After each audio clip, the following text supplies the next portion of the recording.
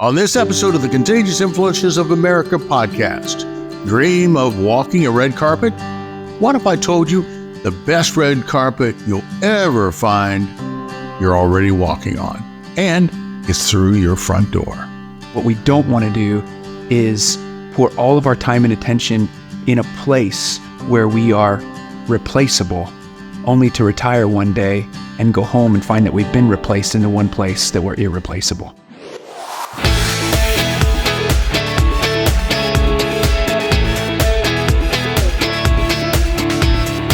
This is CIA, Contagious Influencers of America. I'm David Sams. Dr. Joshua Straub is a speaker, author, and marriage and relationship coach. He also leads a ministry called Famous at Home with his wife, Christy. They also have a podcast by the same name and have co-authored multiple children's books. He's all about creating a family of connection and putting importance on the upbringing of our next generation. Now you can learn more from Dr. Josh and so many other influential people in the Christian counseling world at KeepTheFaith.com. The Hope for the Heart channel at Keep the Faith is a goldmine of resources for anyone who feels an aching in their heart to help others. Just head on over to KeepTheFaith.com and click on the Hope Together page, and you will be taken to a channel filled with videos, famous speakers, interviews with guests, and so much more. And we're adding new information almost daily. There's people like Taya Kyle, James Ward, and so many others. You will feel equipped, encouraged, and empowered. But first, let's go to my interview with Dr. Josh Straub.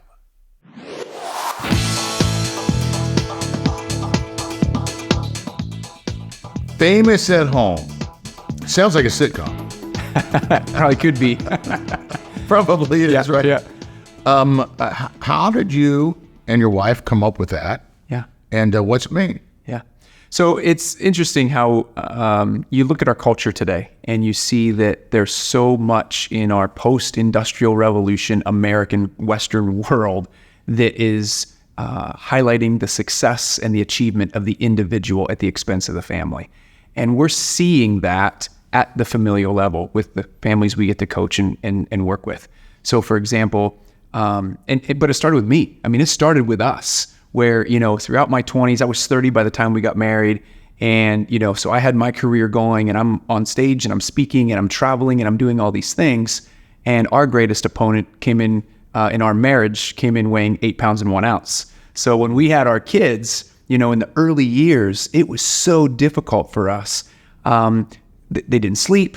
Our daughter had stomach allergies we couldn't figure out. Christy threw her back out. So she's on a bed with a porta potty next to her for 3 weeks, just completely immobile in that time while I'm taking care of a 6-week-old, or a 6-month-old, a 2-year-old.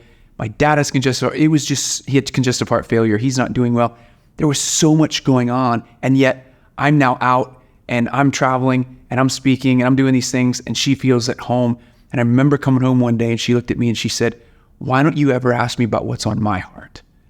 And the fascinating part about that is I was out teaching people and coaching people how to do this, and that I'm at home and I'm hearing this from her. And it was a very humbling moment for me to be able to start implementing these principles into our own home. But we started to see it everywhere. And we started to see it where, a lot of times, and when I say post-industrial revolution, a lot of times, and this is very generally speaking, but the husband leaves the home, wife is left at home. I do a lot with military, do a lot with musicians and professional athletes where their job, their calling is to go out.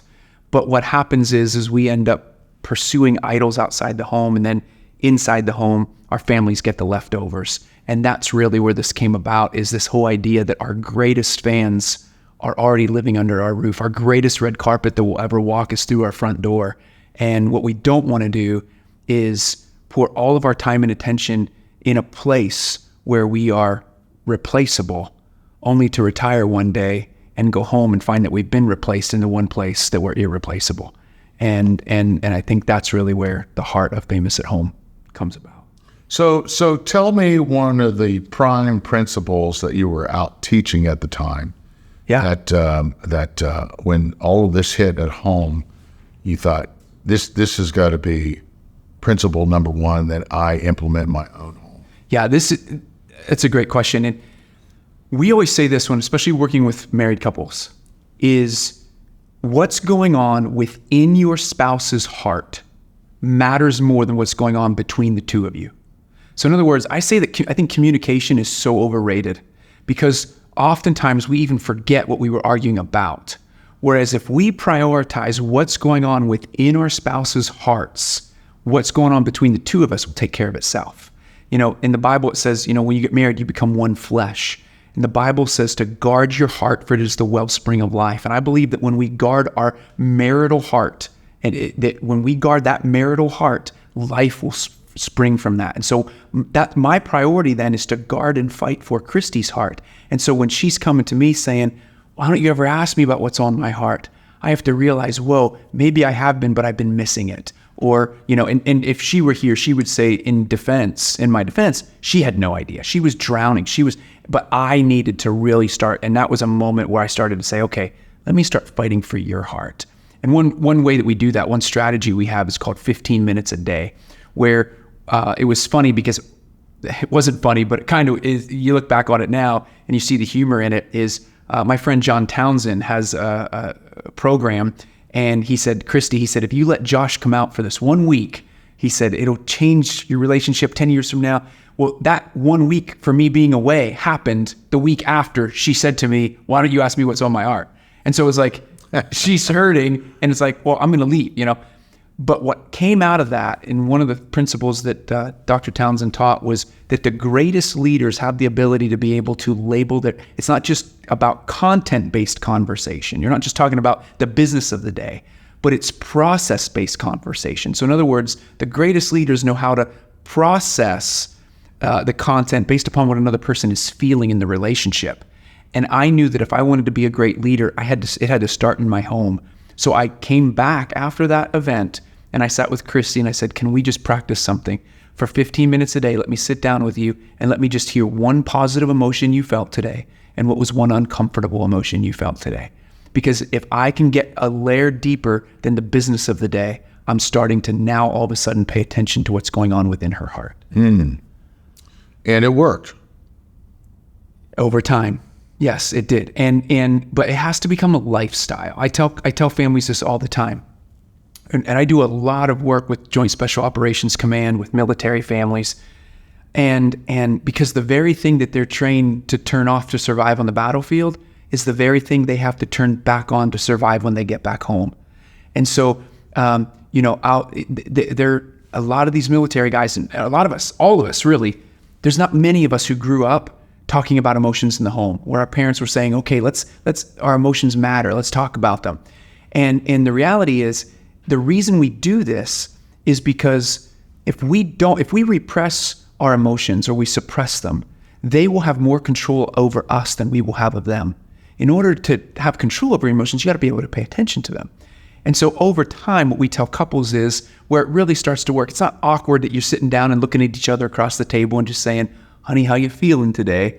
We're doing this while we're unloading the dishwasher. We do this often after we have dinner and we go for a walk as a family and the kids are riding their bikes out there, and we're just sharing, what was one positive, what was one uncomfortable feeling. So you have to make it your own. You have to be able to, and now it's become such a lifestyle where it becomes normal conversation. It's not in this 15-minute block. But when we coach families, we say, hey, at least start with 15 minutes and allow that to be a foundation.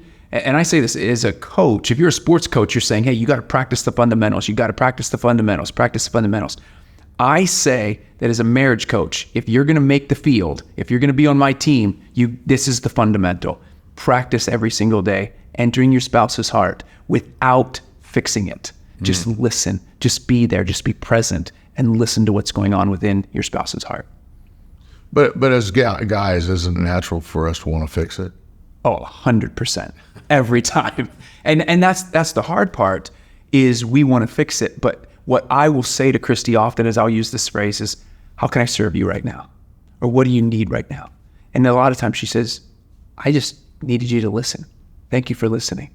And the three greatest words I've learned to use that will help me from fixing it because I want to fix it. Like everything in me is going, well, how do I make this right? Because as you know, as a husband, it's like when my wife's emotions are all over the place and all I'm hearing is problem here, maybe child here. Well, what can I do to come around and make sure this is all good?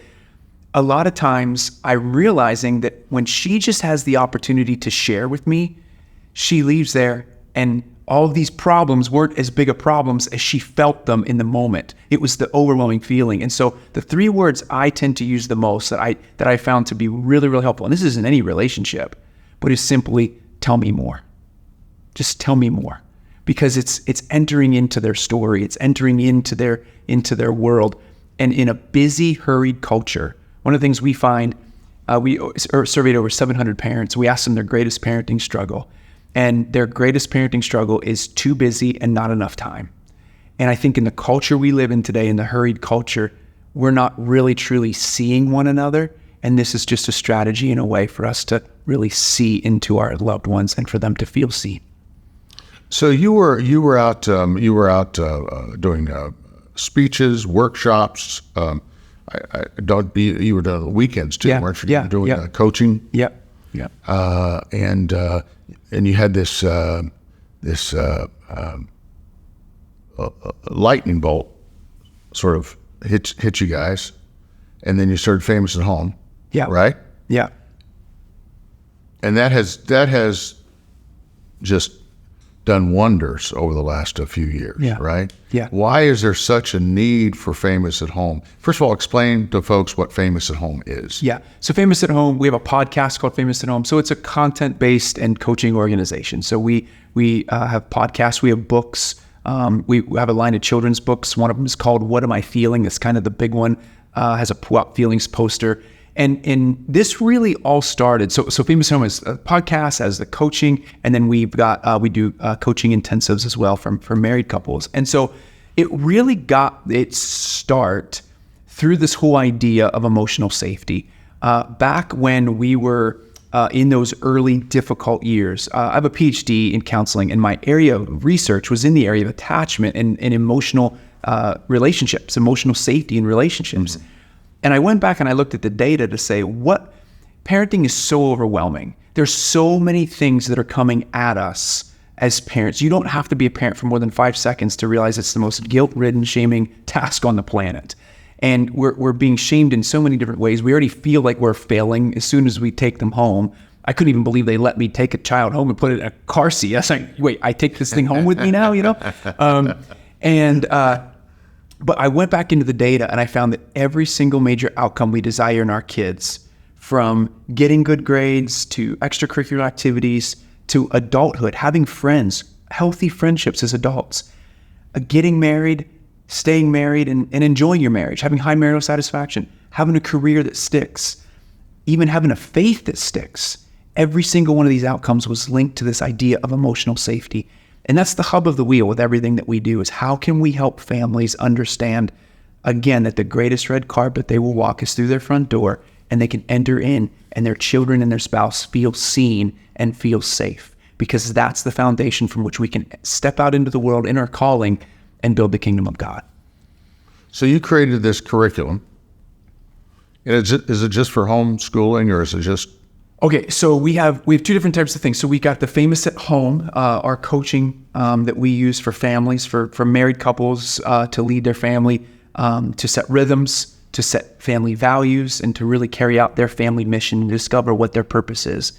And then we have this other curriculum called My Kids EQ, and that is a Kids EQ Academy. It's a biblically based emotional intelligence program for kids, because we fall along the lines of what Peter Scazzaro writes about in Emotionally Healthy Spirituality, that you can only be as spiritually mature as you are emotionally mature. And we really wanted to begin with that with kids in this next generation, to start young and say, how can we really, through a biblical perspective, teach emotional health and emotional intelligence well? And so that's the curriculum, yeah. And how have the kids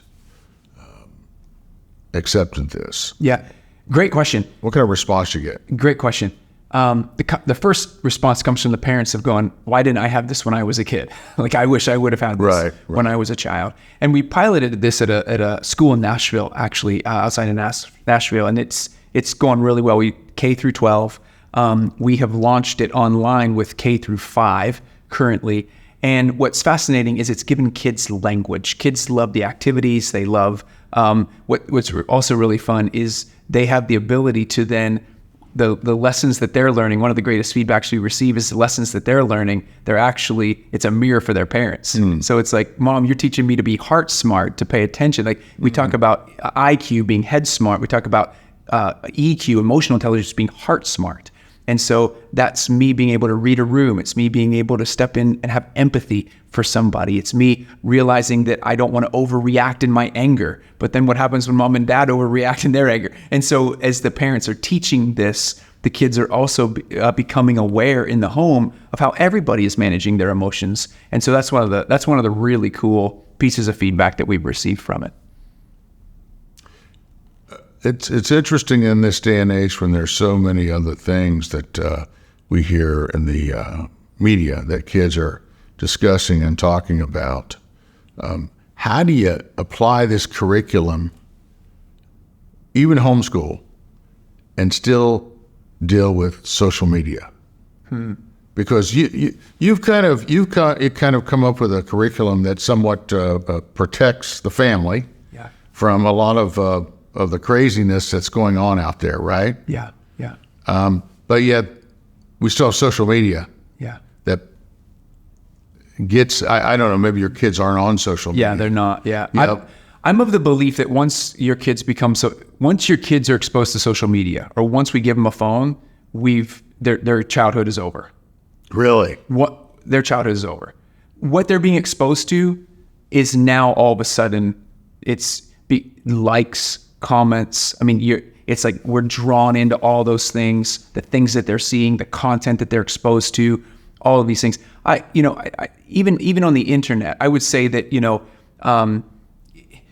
I used to say this, and it's a little bit different today, but it's not, when I started speaking on technology is, we would never put a full-on bar in our child's bedroom, tequila, whiskey, right? Like bourbon, like we would never put a bar in their bedroom. Yet we'll give them a search bar within less than a second, they can have access to any image in the world like that. And we think nothing of it. And I think that is so, and I think parents have become more aware of that. And there's a little bit, there's more parents that are setting limits on where their kids are watching online and how they're doing that. But it's so fascinating to me. I have personally gotten rid of all social media from my phone. I've gotten rid of web browsers from my phone. The only thing I can do is text and call and take pictures and videos of my kids. And I do all that other stuff during work hours. I don't want email. I don't want that stuff following me because I've seen what it's done to my own soul. And therefore, I want to protect my kids and what it's doing to their soul. So it's not that I'm saying that we need to just overprotect and shelter our kids. I think it is important that our kids do eventually get a phone, but I don't think we give it all to them at one shot. I think we have to help them learn. It's just like dating. I don't think there's an age at which you say, okay, this is when you can start dating. I think it's a maturity issue. And I think there's a trust factor that has to come into play. And we as parents are responsible as we shepherd our kids to make sure, okay, how are we shepherding them? And are they, and allowing them to be able to make mistakes with it, but then to be able to release more access as they show that we can trust them. And I think that's the key to that dynamic. But we've got to pay attention as families. I mean, even watching a football game, the commercials that come up during a football game, we have to usually pause it because of some of the movie trailers and things like that are coming up. For our kids, it's like, whoa, it's just so much violence, so much sex, so much all this stuff. And so I think it's just important that we as parents really shepherd what our kids are being exposed to. I'm just blown away sometimes. I'll go into a restaurant and you see literally a 3-year-old in a high chair with a phone. Yeah. I mean, just crazy stuff, Yeah. I mean, Yeah. and I've been in airports where I've seen little kids where the mom's sitting there, she's on something and the kid has an iPad. Yeah, 100%. They're like 4 or 5. And it's become a babysitter.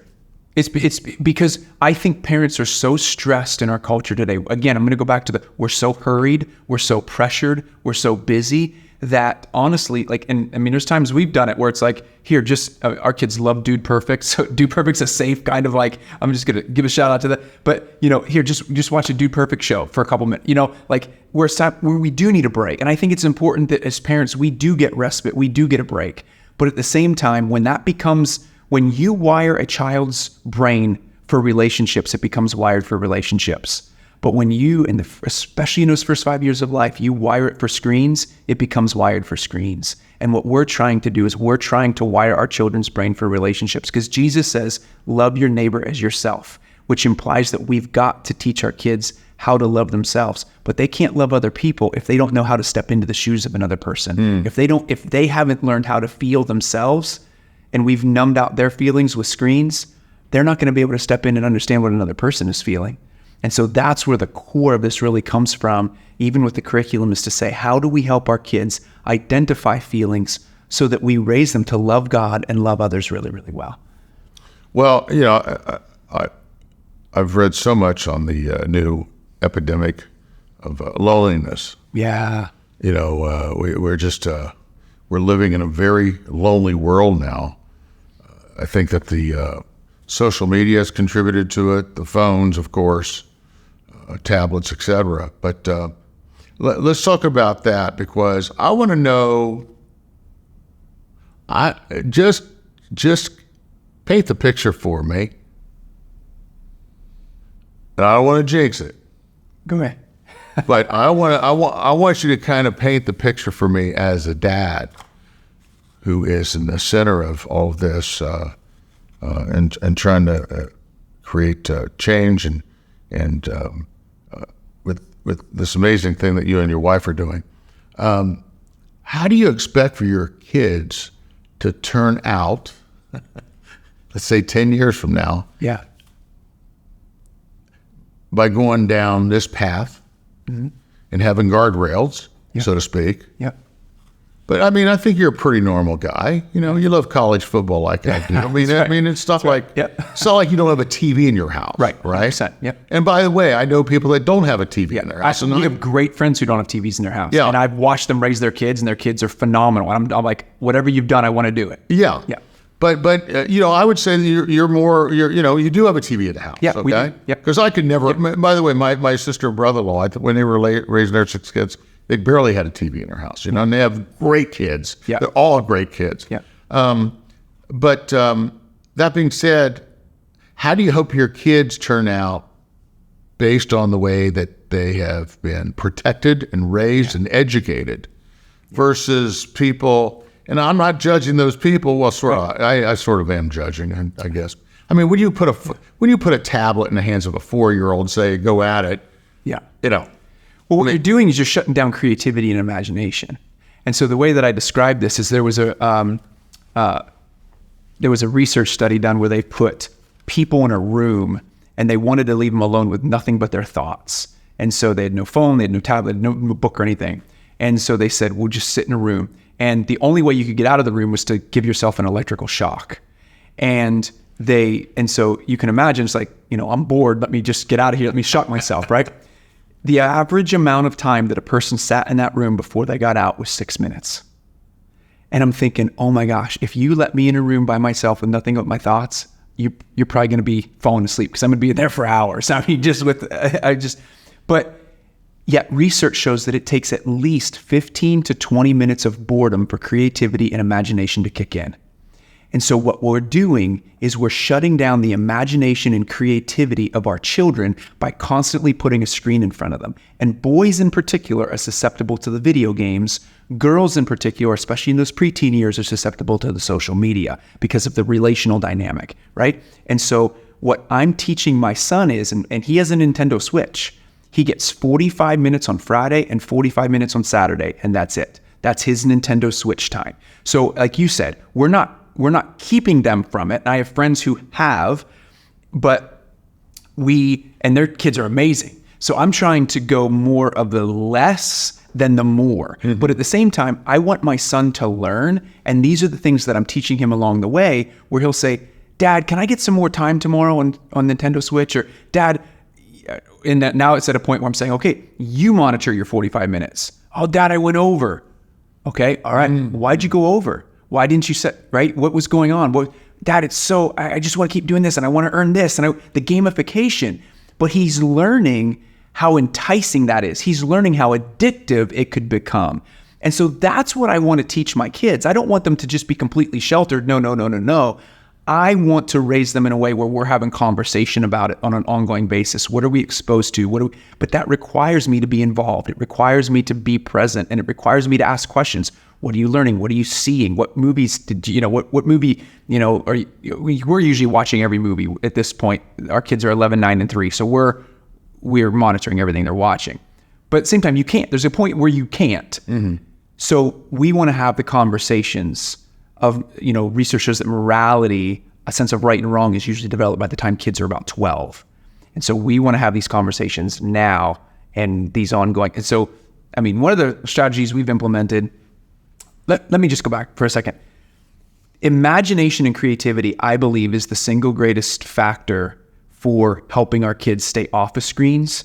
I want them to be bored. I want them to be creative. I want them to be imaginative, because it's the imaginative and creative kids that will rule the world, if you will. They're the ones that I'm like, you want people working for you. You don't want to be working for others. You want to, you be the one who's leading the way, creating the ideas, creating the products, serving other people well, loving Jesus well. I want you, but in order to do that, you've got to have a sharp mind to do that. Mm-hmm. And screens will dumb your mind down. Nicholas Carr wrote a book called The Shallows, What the Internet's Doing to Our Brains. And it was a Pulitzer Prize winning book, I believe. Because we're becoming shallower and shallower and shallower. And I want my kids to be deeper. I want my kids to think deep. I want my kids to be creative. And so that's the philosophy behind it. And I think it's really important that we parent in that direction. So how successful have you been at spreading this word and getting this curriculum out? And also, when it comes to therapists. Yeah. First of all, tell me how successful you've been getting your curriculum. Yeah. We're at the forefront of our curriculum right now. So how successful? I love that question, because I kind of laugh, because we have a small little team, and I am of the mindset. I have an 11-year-old, a 9-year-old, and a 3-year-old. And I'm of the mindset that I've got to do this well. We homeschool, we're in it. And so I don't have a team of people that I'm like, we're just running and racing and getting it all done, because my focus has been, I want to make sure that when this message does get out there into the masses, that people look back on my life and they say, he lived his message.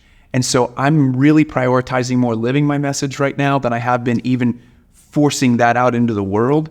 However, what we have found as we've launched coaching groups through this curriculum is we have found that coaches, therapists, school administrators, teachers, pastors, they're the ones eating this up. And the reason is because they want to take it and implement it in their circles. And we have found that one of the best ways to do this, and I've done phone calls with a lot of these leaders,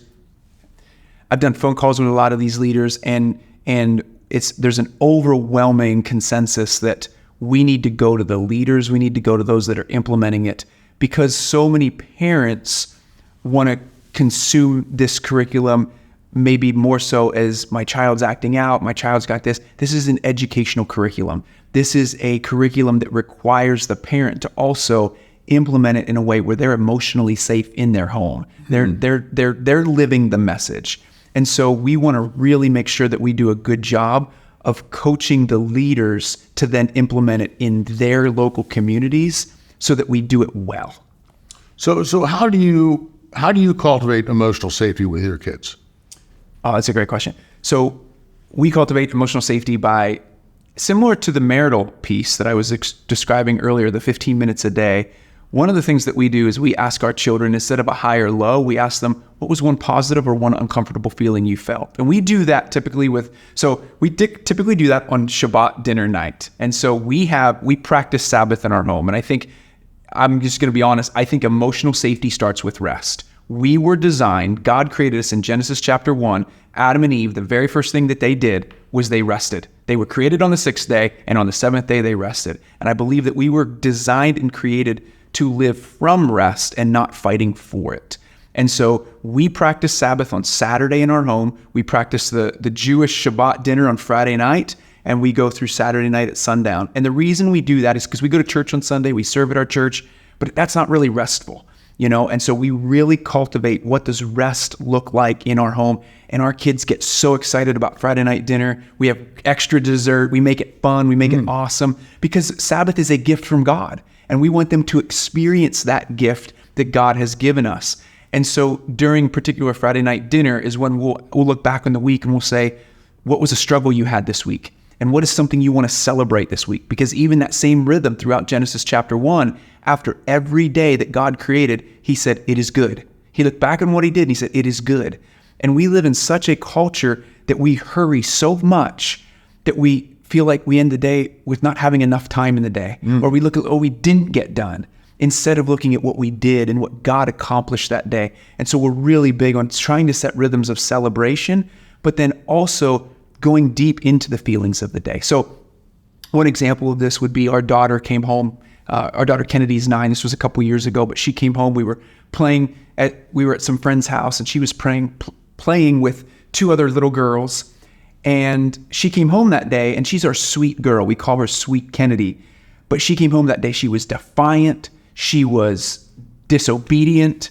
And it was so out of character for her. And of course, as average parents, we're going, Kennedy, stop it. Don't speak to us that way. Why are you acting like this? Because we're in our busy mode. And later that night, as we're tucking her into bed, Christy sat down with Kennedy, and she pulled out the feelings chart that we have in our book, What Am I Feeling? And she said, honey, can you point to what it is you're feeling? Today was a really hard day.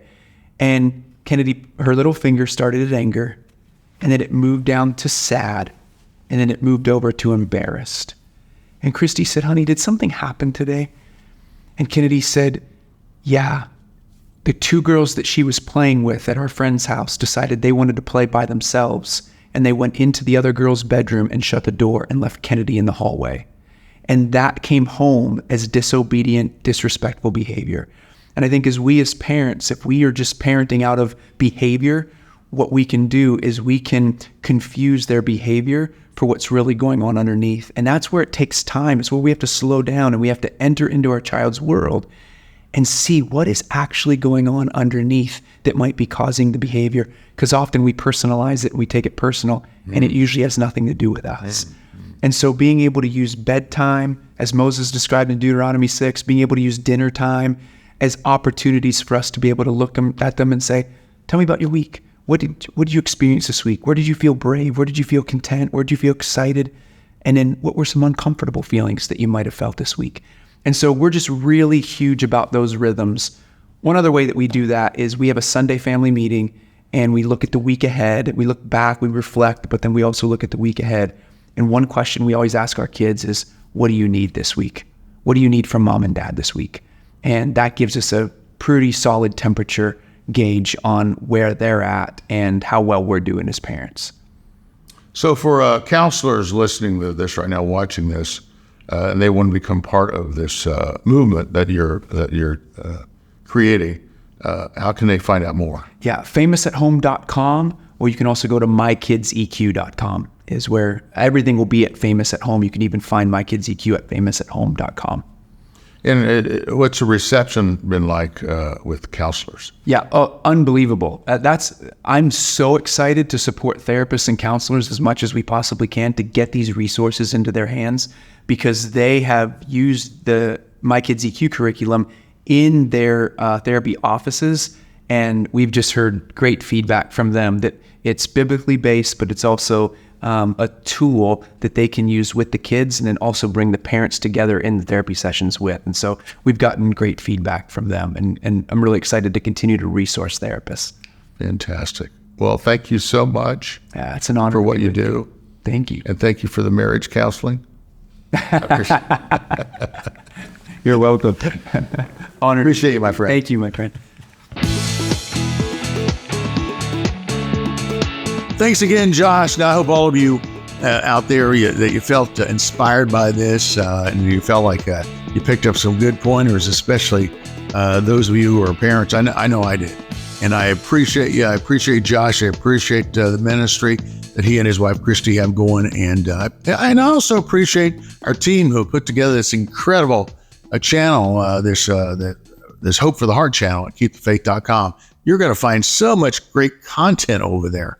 Just check it out at KeepTheFaith.com and let me know what you think. We're adding new content in there all the time. It's just an amazing channel.